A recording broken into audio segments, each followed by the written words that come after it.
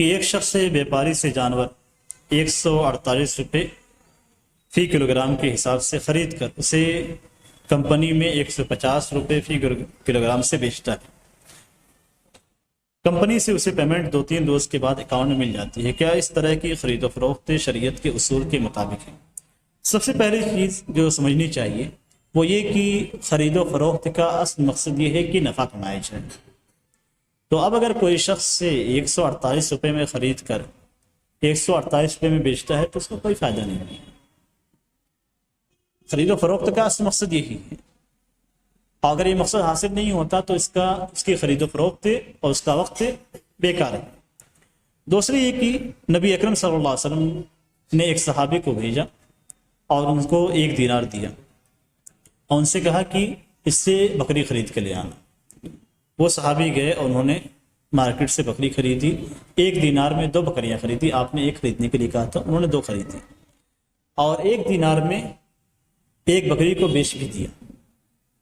بکری اور دینار دونوں لے کر نبی اکرم صلی اللہ علیہ وسلم کے پاس پہنچ گئے، تو منافع ہی منافع ہے۔ تو یہی طریقہ، شریعت کا یہی طریقہ ہے۔ شریعت میں نفع کی بھی کوئی مقدار نہیں، اور جس سے آپ معاملہ کرتے ہیں اس کا اور آپ کا معاملہ درست ہونا چاہیے۔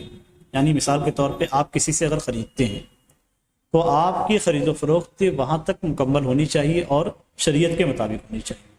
پھر جو وہ چیز آپ کے قبضے میں آ گئی تو اس کے بعد آپ اسے جتنے کا دل کرے بیچیں۔ آپ نے 50 کا خریدا، 500 کا بیچیے، کوئی حرج کی بات نہیں ہے۔ شریعت میں اس کی کوئی لمٹ نہیں ہے۔ نبی اکرم صلی اللہ علیہ وسلم سے کہا گیا، جب مارکیٹ میں سامان مہنگے ہو گئے تو نبی اکرم صلی اللہ علیہ وسلم سے کہا گیا کہ آپ ریٹ متعین کر دیجیے۔ تو نبی اکرم صلی اللہ علیہ وسلم فرمایا کہ اللہ تبارک و تعالیٰ ریٹ متعین کرنے والا ہے، مسائر وہی ہے۔ اور آپ صلی اللہ علیہ وسلم فرمایا کہ لوگوں کو چھوڑ دیجیے، اللہ تبارک و تعالیٰ ان کو ایک دوسرے سے رزق عطا فرمائے گا۔ تو یہ خرید و فروخت کے اندر جو بھی نفع کمایا جاتا ہے وہ درست ہے، اس کی کوئی لمٹ نہیں ہے، شرعی طریقے پہ ہونا چاہیے۔ یعنی اس کے اندر دھوکہ دہی نہ ہو، سود وغیرہ کا شائبہ نہ ہو، یہ ساری چیزوں سے پاک ہونا چاہیے۔